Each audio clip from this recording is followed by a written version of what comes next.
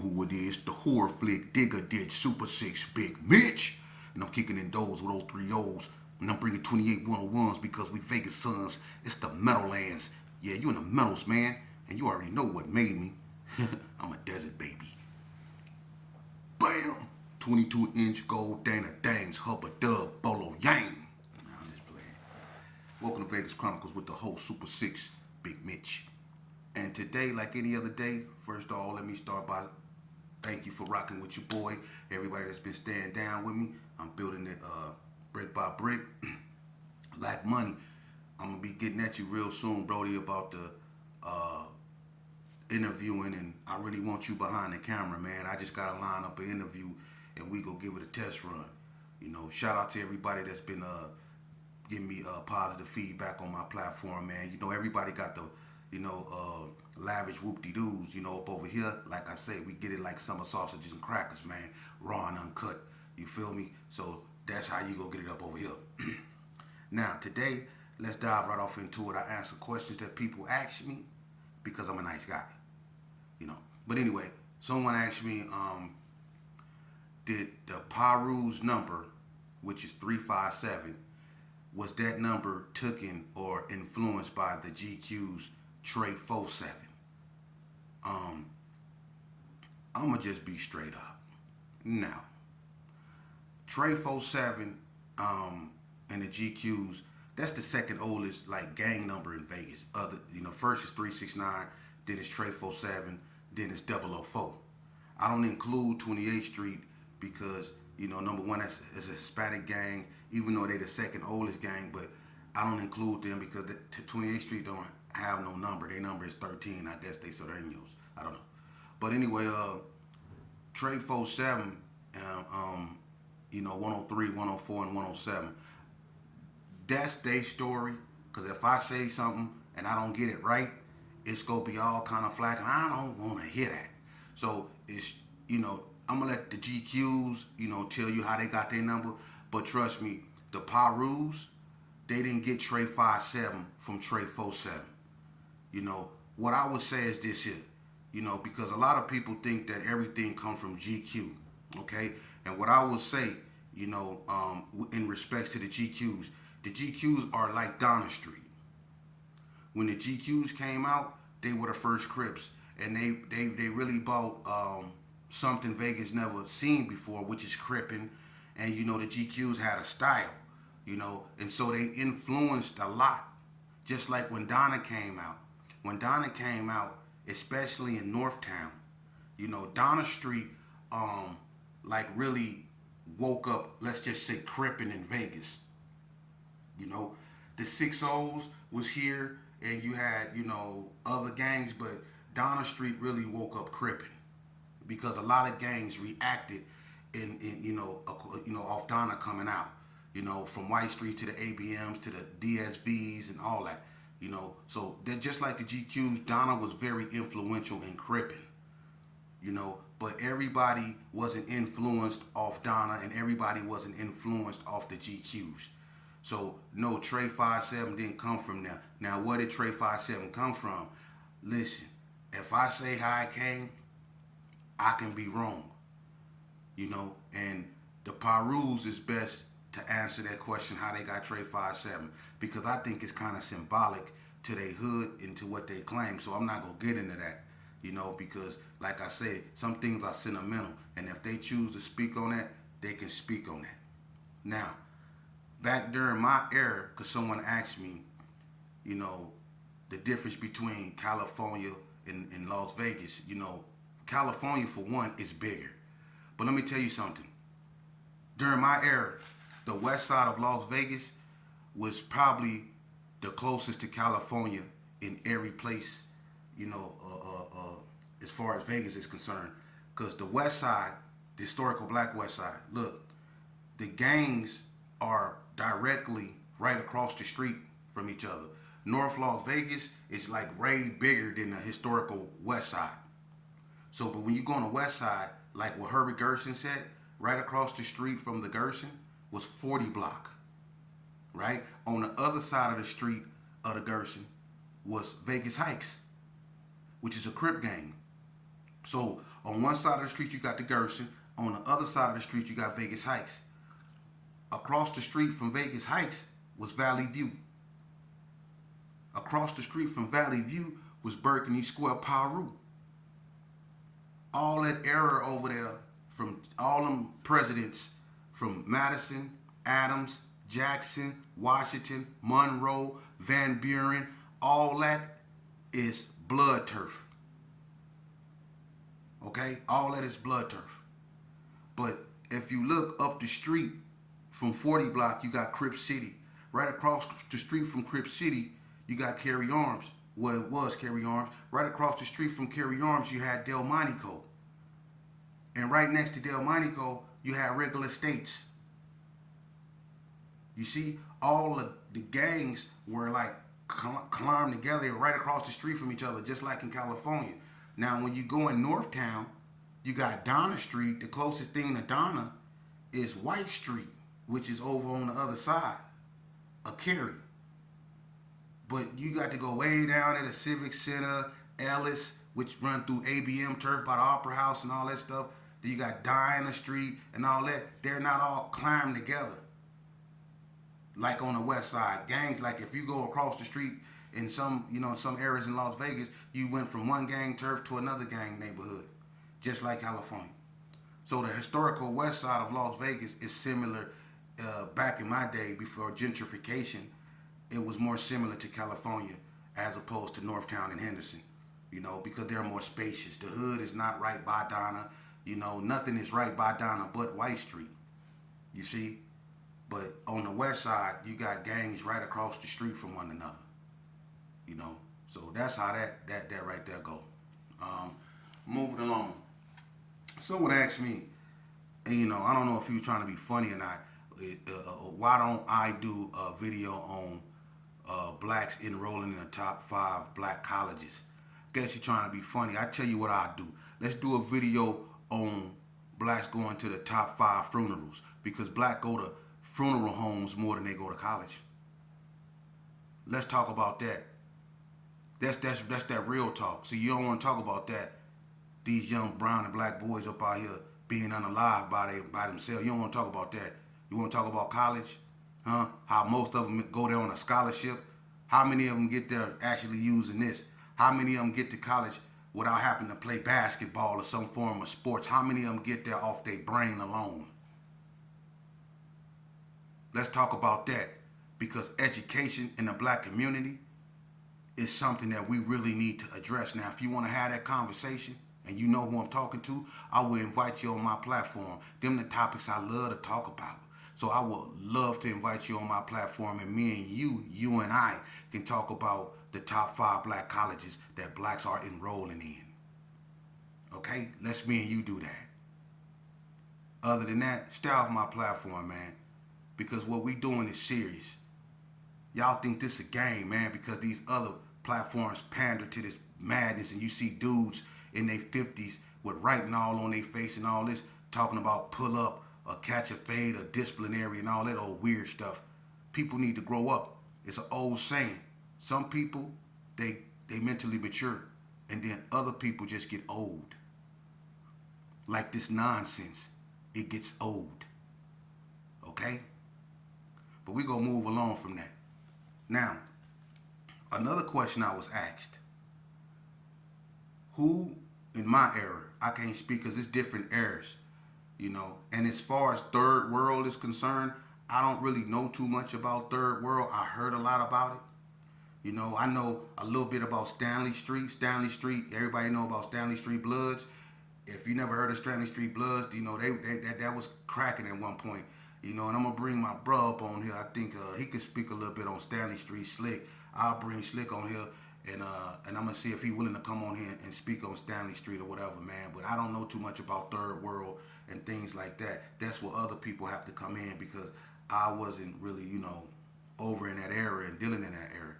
But another question that was asked of me is which gang gave me the most problems, or I had the most trouble with, talking about me personally, that I had the most problem with growing up as a kid when I was gangbanging. I'm going to be honest with you. Growing up as a kid, I fought most 60s than anything because they were closer, you know, being in Crip City and carry arms at one point, and they were just, and they like to fight. And that's one thing about the 6-0s that I tip my hat to, other than the Pirus, the PBs, and the Coast, and you know the few more. But when it came to fighting, you know, one thing I could say about the 6-0s is that they're actually fighting, you know, and they don't mind getting jumped, you know, and they was always outnumbered. They never really tried to link up with nobody to, you know, go against no one. You know, the alliances that they formed, you know, formed. The 50s needed them more than they needed the 50s. They really, to me, legitimized the 50s because the UCCs were dying off. And the 50s had to revamp themselves. And I'm talking about Vegas Heights. If Vegas Heights did become rolling 50s, you know, if they didn't, because they used to be Undercover Crips 501. If they didn't become rolling 50s, they would have died off. Because wasn't nobody even paying Undercover Crips no attention. And then the name, I'm going to be honest with you, it quite sounded ridiculous. How is you an undercover Crip? I mean, we used to disrespect them, man. We used to call them undercover cops. Because my thing with this here, how you an undercover Crip? Either you Crippin' or you not. How you an undercover Crip? That never made sense to me. So it made sense to me that they changed their name to Rolling 50s and started riding with the 50s. The 50s really legitimized them. And the 50s got on the map when they had that football game in Vegas Heights when Drive-By and Al-Wack came through there, and that incident happened with Drive-By, and he ended up going to Elko and all that stuff. And I think Wack went to prison behind that. Or he got locked up behind that too, you know. But that's when the 50s really became relevant because they weren't relevant. But the 6-0s gave me the most problems when I came up fighting. Now, who put it on me the most, who I took the most L's from here, and I ain't take too many L's. Now, 2 or 3 at the most. I ain't take too many L's growing up. I'm not gonna lie, for real. I took some, and when I took them, boy, they was brutal. But I ain't take too many of them. But the ones that them Pirus and them PBs, they didn't put it on me, man. I still have flashbacks from that stick Daytime had in Big 8. That boy worked that stick. And y'all ever seen Lion King? And then that baboon had that stick, and the way that baboon was working that stick, that's how Daytime was working that stick on me and Bam up in Big 8. I'm talking about he was hitting us in spots. He was working. He had Bam on the ground kicking. And then LJ called me over there to call the meat man and said, get the one right. The meat man, the dude that was cutting up the meat, he told me, get the other one. Man, LJ didn't have me up over there, hit me in my ribs and all that, man. Them Pirus, man, they didn't put ooh-wee knots on our head. And I don't want to say no names. I don't want to say no names because these cats be in their feelings, man. Man, sheep on the line, man. Sheep wrong, man. So I ain't gonna say no names, right? But I'm pretty sure he know who I'm talking about, don't you? Hey, but I got a certain homeboy. Hey, remember you was messing with that female over there in Piru Turf? And who was that? Was that Larry Brown? It was one of them Pirus. I guess he was messing with her too. And he had already told you. They caught you slipping over there. You remember that? And they roughed you up and they told you they gave you a pass, or they told you you better not come over there. But I guess, and see, that's what I be saying about, you know, not all females, but some females. Them females will get you because whatever she had, he wanted. Because you took your behind back up over there. You know who I'm talking about. Mm-hmm. You remember that? And when you went up over there, they caught you again. And remember you came over my house and you had on that black rag? And when I opened the door, you remember that? Because I was eating, remember that? And when I opened the door and I seen your eye, I started laughing. I was going, I looked at your eye and I said, what happened to you? And you said, cuz, let me get that thing. Let me get that thing. I said, what happened? And you didn't want to talk? Remember how you had that black rash? Your eye was back. I'm not going to start laughing. But them Pirus didn't put it on me. And a few more. Hey, we always find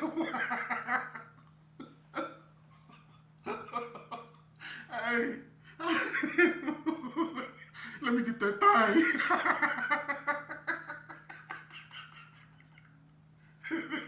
I'm gonna let you get the ice pack.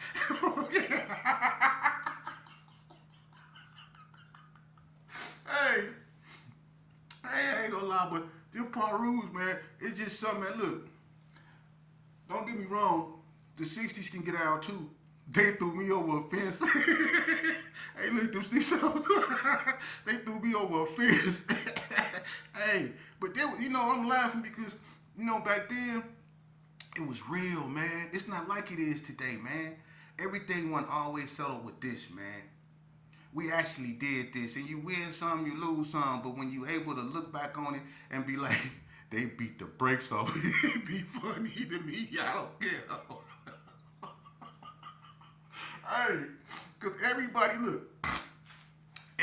done went through that, man. If you ain't never got caught slipping, you went out there. Listen, back, like, when Vegas was bad, it was between 88, when the incident happened, when the Gersons, I'm not gonna say their names because some dudes, like I say, some dudes don't want their names said. You know what I mean? But if you know, you know. When some Gerson dudes went over there and blew on the coast, they shot up the coast, but the police was out there dressed like Bloods, and they was doing this thing. They was buying drugs, dressed like Bloods, and doing a little sting operation. And some Gersons came through there on Mac Williams and lit it up. But they was busting on the police. And one time, got them, right? That right there was the beginning of, well, let's just say real carnage that started happening in Vegas. Because right after that, I'm going to show you something. And I'm going to just say this, because right after that, Boo Rock from West Coast, he got blasted, you know what I mean? And that set off a chain of events. So that's when Vegas started to crank up. Eazy-E was, Eazy-E rocking nonstop on the radio with the funky fresh hip hop. We listened to that, or he once was at the from around the way. Easy. You know what I mean? We started listening to stuff like that, man, and Compton's in the house and all of those stuff, man. And our minds, Jerry Curls, Old English, Nike Cortez, Raiders coats, Lokes, all that khaki suits, you know what I mean? British Nikes, Lottos, Deodoras, all that stuff just started, coming into play, man. Dayton's, Hot Wings, and all that old stuff, man. It just took us all the way in a whole nother direction, but everything started intensifying. We started fighting more than we used to. Everything, because we start bumping into each other, with 85 and, the influctuation of drugs in the black community. People start having money, and people start branching out. People start getting cars. So people start running into each other more than, than often. And that's what led to a lot of unfortunate situations, man. But Vegas really cranked up. But to me, the 60s and the Bloods, they really, in my era, gave me a lot of problems, They really gave me a lot of problems. Now, another question I was asked, who was and I think I did a video on that, and I addressed that, but there's no such thing as the hardest Crip. You had dudes with big names out here, in Vegas, and they were known for many different things, because you had dudes that was known for fighting, and then you had dudes that was known for doing it all, whatever, however you wanted to do it. But it was some very big names out here. But the biggest names that you would hear, like like in the North, would be, I don't want to say people names like that, but it was some big names in the North, man. Some of them no longer with us, and you heard names Nakasaki, they R.I.P. So it's no harm, no foul, But a lot of big names you heard, was like John Lee. You heard that name, Killer. You heard that name. You know what I mean? You heard, Big Wreck, KC from the coast. KC from the hood. You heard names like that. you know, you know, Hot Rod. You heard names like that. You know what I'm saying? Gangsta Lump. You heard names like that. And you had White Street, of course. Now I'm gonna be honest with you. To me, and hands down, one of the hardest, Crips come from White Street. I'm gonna just say that. One of the hardest Crips come from White Street. Hands down. Can't nobody take that. One of the hardest Crips come from White Street. And one of the hardest Bloods come from Pirus and the hood. I'm just leave that alone. But, it is what it is. The Gersons isn't Bloods or Crips. But, no, I take that back. One of the hardest Crips come from 602. And Del Montico. And I'm going to just leave it at that. I'm not going to put no names out there like that because people don't want their names out there. A lot of these dudes trying to live, their lives and stuff, So, but there's no such thing. Everybody got a neighborhood had names, But that's that. Moving along. Someone spoke to me about, Elko. And Elko was a place like, California had CYA, California Youth Authority. We had Nevada Youth Training Center. And the worst of the worst went there before Correction Corporation of America, which is Shelby Training Center in New Mexico, before they took over. And when we used to go to Elko, if you was really with the function, you didn't go to Spring Mountain. Spring Mountain was like a lower level of Elko. All the hardened, gangbangers went to Elko. And that's why I was in there with a bunch of vicious dudes that went on to become monsters in them streets. But one thing about Elko that I will say, because if you really went to Elko, you was either with it or you wasn't. You either got exposed or you got respected. Because up in there, somebody go try you. And it was dudes up there that fought and lost every fight they had, but they was respected because they wasn't scared to fight. And that's where you got your respect from. People knew who you were, and that carried on to the streets, But I remember this particular incident. I was in Explorer dorm, and I want to just say this because I want to show you how they treated us, and this is how they got at us. When I was in Elko, I was being bad. Everybody know me when I was in Elko. I was horrible. I was one of the worst that ever went to Elko. I was horrible. But on this particular day, I was running around there with them thick glasses, looked like they made them out of Modelo beer bottles. I had some glasses so thick, but I'm around there with some glasses on so thick and around there tripping, right?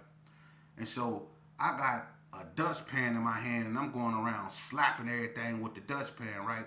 So they make me, they write me up and try to make me clean the showers or put me on area arrest. They try to give me 5 days area arrest when you got to sit in front of your door in the chair. You couldn't do nothing. You have to just sit there in front of your door. Man, I'm not doing neither one of them. I ain't cleaning no shower and I'm not sitting in front of my door. This is what I'm telling. Man, I'm not doing none of that. I'm finna take this dustpan and I'm finna do the brass monkey. I'm finna be bamming on stuff and I'm finna be doing the brass monkey. That's what I'm finna do, the brass monkey. So I'm around there, boom, slamming it, So Miss Pat, who was the dorm senior, she called Mr. Anderson. Everybody know Mr. Anderson. It's two of them. They brothers. One worked in the school. He was the math teacher. The other one was head group. He big.